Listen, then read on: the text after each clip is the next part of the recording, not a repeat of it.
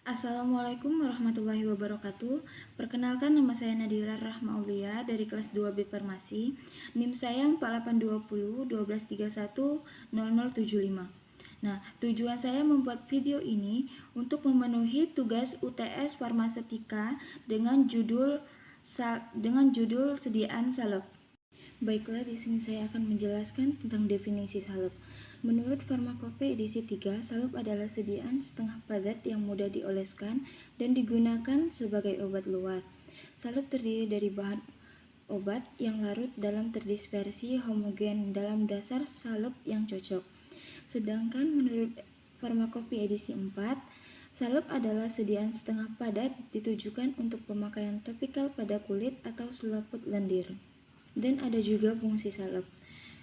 Fungsi salep sebagai bahan pembawa substansi obat untuk pengobatan kulit, bahan pelumas pada kulit, dan pelindung kulit yang mencegah kontak permukaan kulit dengan larut berair.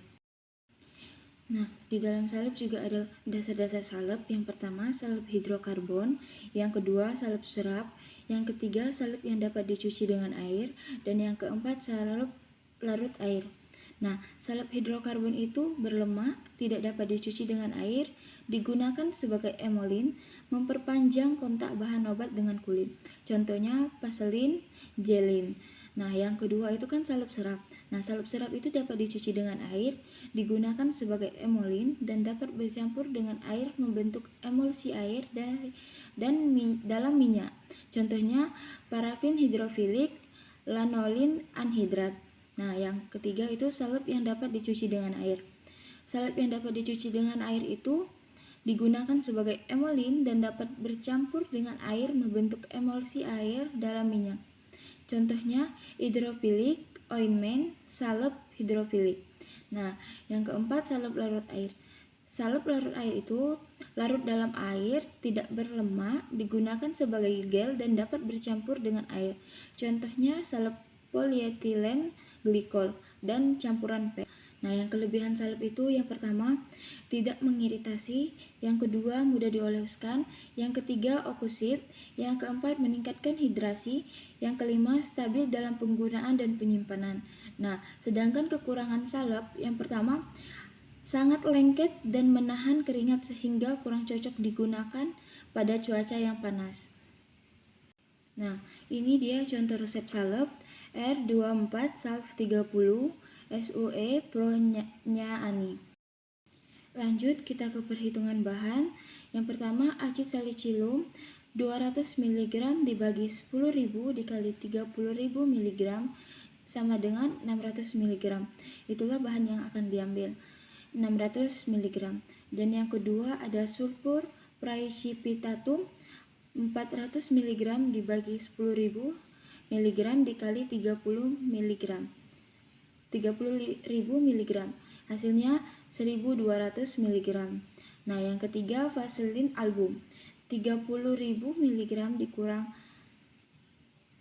1.000 ditambah 1.200 dan diturunkan jadi 30.000 mg dikurang yang 1.000 ditambah 1.200 itu ditambahkan menjadi 1.800 mg. Hasilnya dapat 28,200 mg.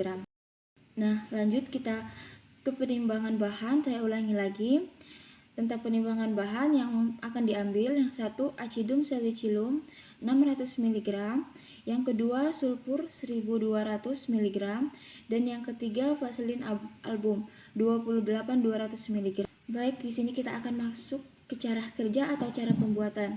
Yang pertama, siapkan alat dan bahan, dan yang kedua, timbang semua bahan.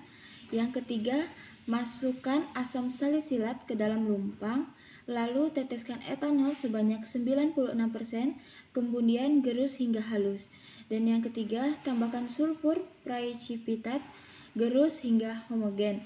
Dan yang keempat, tambahkan vaselin album sedikit demi sedikit, gerus hingga homogen. Dan yang kelima, masukkan ke dalam pot salep kemudian beri etiket biru. Sekian materi salep 24 dari saya. Saya akhiri. Wassalamualaikum warahmatullahi wabarakatuh.